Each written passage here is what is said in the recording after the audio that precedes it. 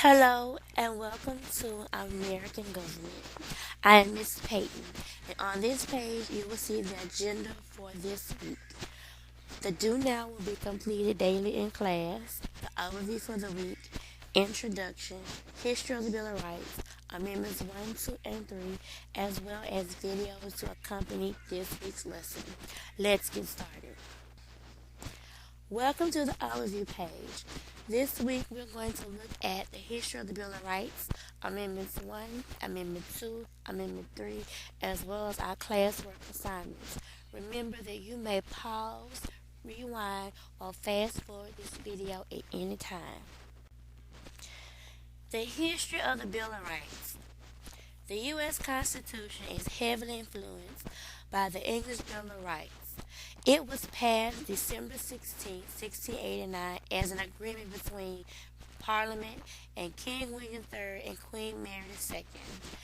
They became King and Queen of England after James II left the throne during the Glorious Revolution. The British Bill of Rights, also known as the English Bill of Rights, lays down limits on the powers of the Crown and sets out the rights of Parliament and the rules of freedom of speech in Parliament, the requirements of regular elections to Parliament, and the right to petition a government, in this case the monarchy, without fear or retribution. Remember that the English Bill of Rights applied to the colonists because at this time the colonists were still considered to be loyal subjects of England.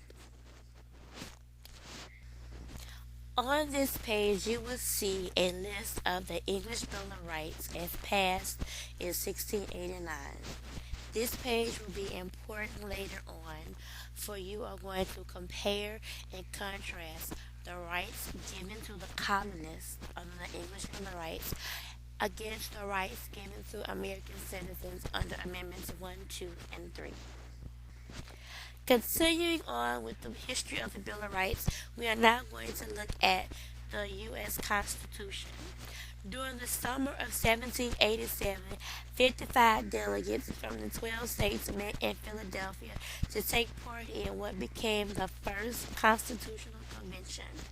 The legal tradition of having a precise statement of individual rights has deep roots in Anglo-American custom.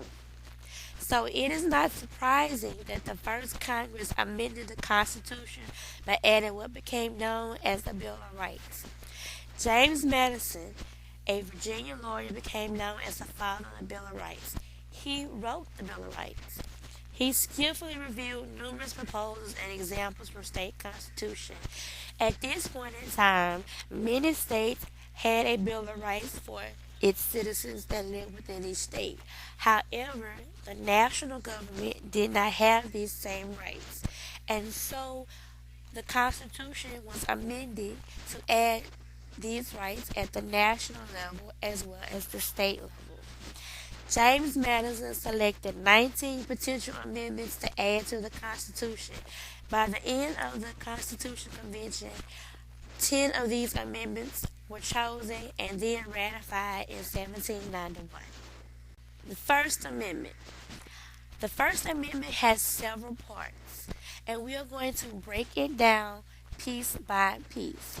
The First Amendment says, Congress shall make no law respecting an establishment of religion or prohibiting the free exercise thereof or abridging the freedom of speech or of the press or the right of the people to peaceably assemble and to petition the government for a redress of grievances.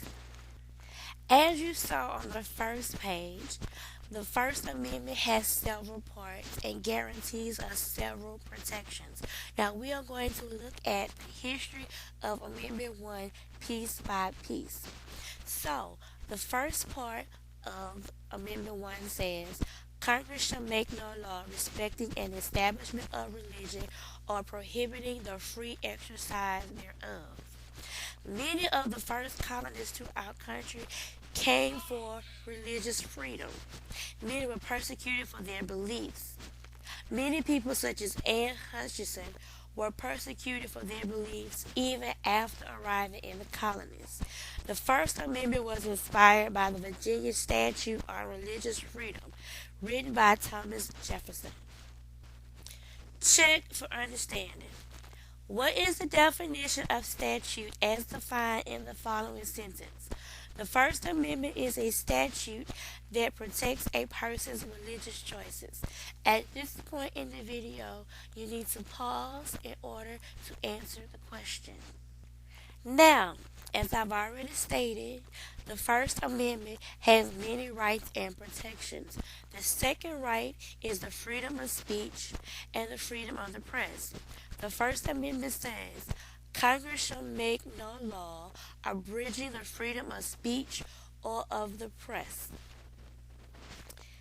What this means is citizens are allowed to speak without fear of punishment. It also protects the press from censorship from the government. The First Amendment protects journalists from being arrested for criticizing the government or public officials. Discussion question. At this portion of the video, you may pause or continue to watch it. However, this discussion question is available on our class website. Read the following article. The First Amendment protects the press from censorship. Censorship is the power to review, change, or prevent the publication of news. Recently, a New York newspaper released the names and addresses of registered gun owners.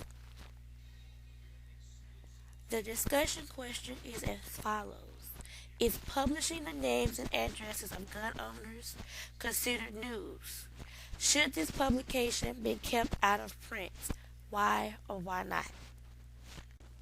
We are now at a check for understanding. Identify two rights of the free press. Pause the video in order to answer the question.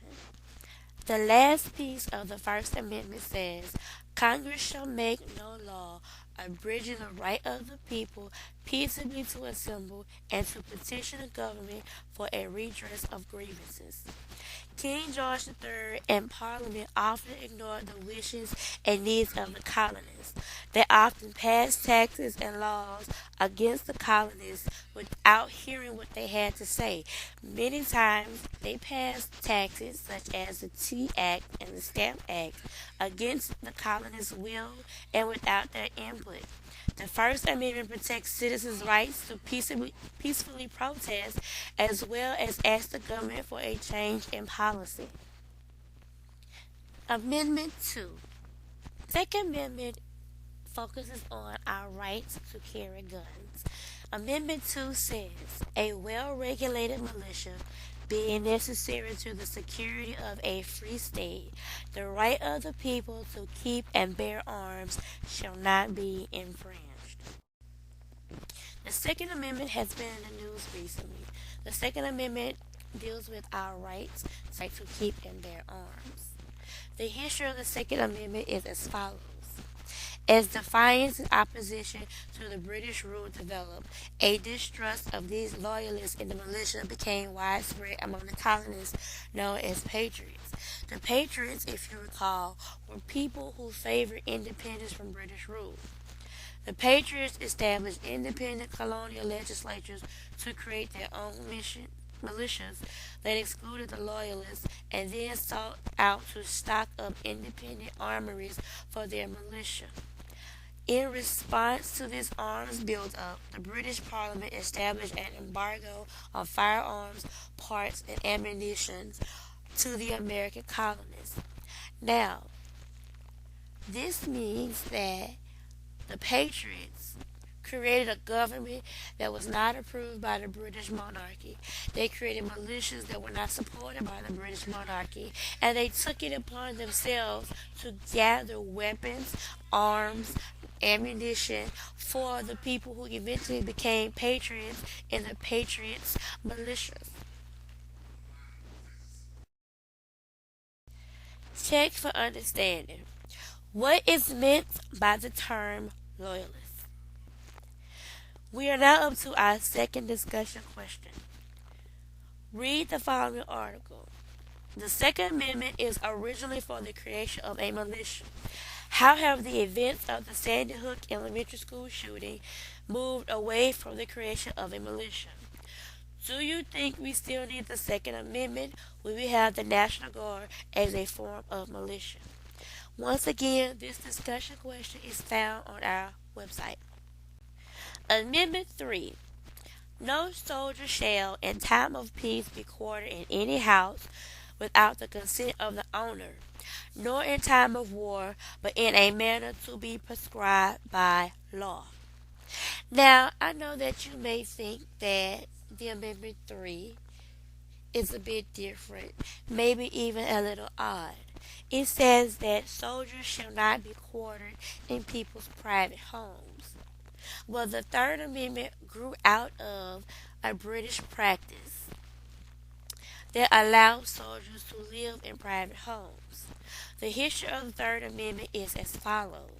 In 1765, the British Parliament enacted the first Quartering Act, requiring American colonists to pay the cost of British soldiers serving in the colonies, and required that if the local barracks provided insufficient space, that the colonists provide space for the troops to live in alehouses, inns, and livery stables. After the Boston Tea Party, the Quartering Act of 1774 was enacted. It was one of the intolerable acts that pushed the colonists towards revolution. The later Quartering Act authorized British troops to be quartered wherever necessary, including in private homes. This meant that if you had a 5-bedroom house and you only used 3 of those bedrooms, then those 2 extra bedrooms could be occupied by British soldiers, and that you had to personally pay for their upkeep. Check for understanding. Using context clues, what does it mean for a colonist to quarter a soldier? Discussion question number 3. Once again, we're going to read an article. Many people believe that the U.S. Constitution needs to be updated. Many feel that Amendment 3 is obsolete or unnecessary in today's society. Do you agree or disagree that the U.S. Constitution needs to be updated? Should we do away with Amendment 3? Discussion question 3 concludes our video lesson for this week. Our next 2 photos are of your classwork. You have a Venn diagram as well as a tree map. The Venn diagram is used to compare and contrast 2 different topics. The topics for this week are the English Bill of Rights and the U.S. Constitution. You're going to use the Venn diagram in order to compare and contrast the rights of the colonists under the British Bill of Rights or the English Bill of Rights versus the rights of citizens under the U.S. Constitution. This tree map is also a classwork.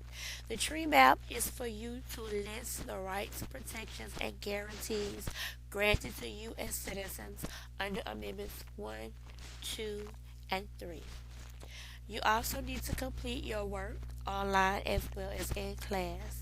It is due on Friday. I will be checking the website for your input, for your discussion questions, as well as for your homework. So, if you have any questions, send me an email, see me in class, and I hope you have a prosperous week.